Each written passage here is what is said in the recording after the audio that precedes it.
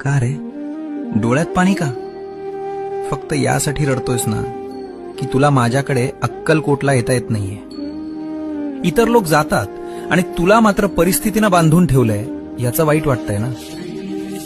तू तिथे येऊन त्या गर्दीत मला शोधतोस, पण मी तर तुझ्या घरातल्या त्या कोपऱ्यात तुझ्या देव्हाऱ्यात मांडी घालून बसलोय. बाळा, मंदिरात मी राजा म्हणून बसलोय, लोकांचं गाऱ्हाण ऐकायला, पण तुझ्या घरात मी बाप म्हणून वावरतोय, तुला सांभाळायला.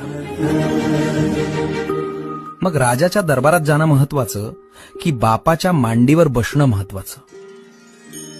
त्यामुळे अक्कलकोटला येता येत नाही याची खंत करू नकोस.